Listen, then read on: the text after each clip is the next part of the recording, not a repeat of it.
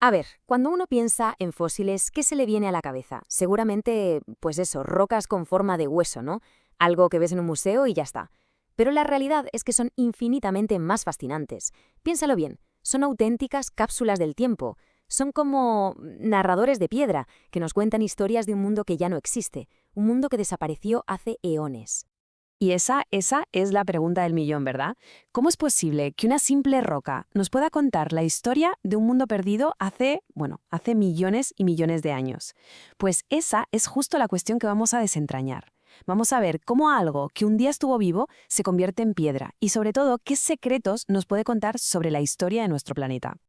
Y bueno, para empezar, como suele pasar, la clave está en la propia palabra. Fósil viene del latín de fossilis. ¿Y qué significa? Pues significa, literalmente, algo desenterrado. Y es que no puede ser más acertado, ¿verdad? Captura a la perfección esa idea de descubrimiento, de encontrar un tesoro de la historia de la vida que, literalmente, sacamos de las entrañas de la Tierra. Aquí es donde empieza lo bueno, la verdadera magia de todo esto. Porque vamos a dejarlo claro desde el principio, que algo se fosilice no es lo normal, para nada. Es una excepción rarísima, casi un milagro. Piénsalo, la naturaleza está hecha para reciclarlo todo, para descomponer la materia orgánica. Que algo se escape de ese ciclo y perdure millones de años es sencillamente increíble. Vale, entonces, ¿cómo ocurre este milagro? Pongamos un ejemplo clásico, un dinosaurio. Imagina que muere cerca de un lago. El primer paso, y esto es crucial, es que lo entierren rápido. O sea, que el lodo o la arena lo cubran enseguida para protegerlo del aire, de los carroñeros, de todo. Después, con el paso del tiempo, se van acumulando más y más capas de sedimento encima. Esto aumenta la presión una barbaridad. Y aquí viene el truco final, la permineralización. El agua subterránea cargada de minerales se va filtrando poco a poco por los huesos, y esos minerales van reemplazando el material original, molécula a molécula, hasta que el hueso se convierte literalmente en una roca con forma de hueso. Millones de años después, ¡zas!, la erosión lo saca a la luz. Y esto nos lleva de nuevo a la idea principal. Es que es un suceso, bueno, sorpresivo, pero yo diría que es casi imposible. Las estimaciones dicen que menos del 1% de todas las especies que han pisado la Tierra han llegado a fosilizarse. El resto, la inmensa mayoría de la vida que ha existido, simplemente desapareció. Se descompuso, volvió al ciclo natural sin dejar ni el más mínimo rastro. Es una locura si lo piensas. Vale, ya tenemos más o menos claro cómo se forman, pero claro, no todos los fósiles son iguales. La idea de que un fósil es siempre un hueso es uno de los grandes mitos. En realidad hay todo un universo de pistas fósiles y algunas nos cuentan historias que van mucho más allá de cómo era un esqueleto. La cosa se divide básicamente en dos grandes grupos. Por un lado, los fósiles corporales. Estos son los que todo el mundo conoce. Los restos del cuerpo en sí, como huesos, dientes, conchas, nos dicen cómo era el bicho. Pero luego están los otros, mis favoritos, la verdad, los ignofósiles. Suena raro, pero no es más que un fósil de actividad.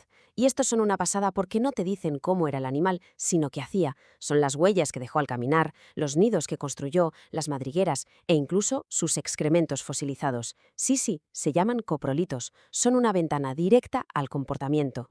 Y ojo, que la permineralización de los huesos no es la única forma en la que la historia se queda grabada en piedra. Hay más, y son alucinantes. A veces lo que queda es un hueco, el molde, que luego se rellena de minerales y crea una copia exacta, un vaciado. Luego está el ámbar, que es como de película, ¿no? La resina de un árbol que atrapa a un insecto y lo conserva perfectamente para siempre. O la carbonización, que deja una finísima capa de carbono, como una sombra en la roca. Y ya, el no va más. Lo más raro es encontrar tejidos blandos conservados en hielo o en ceniza volcánica. Ahí es donde tenemos los famosos mamuts casi intactos.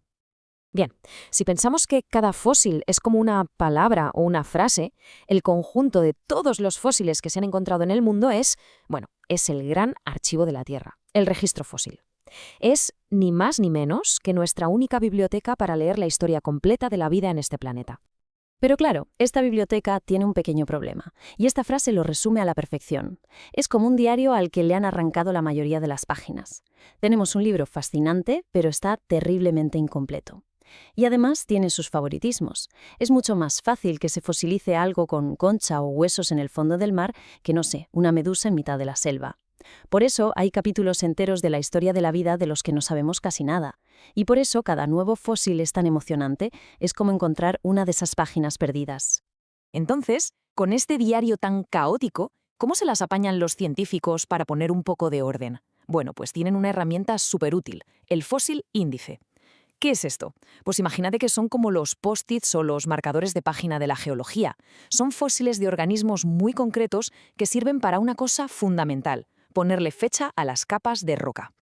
Claro que no vale cualquier fósil. Para ser un buen marcador, un fósil índice tiene que cumplir varias condiciones. Tiene que ser abundante y fácil de encontrar. Segundo, que estuviera por todo el mundo, con una distribución geográfica muy amplia.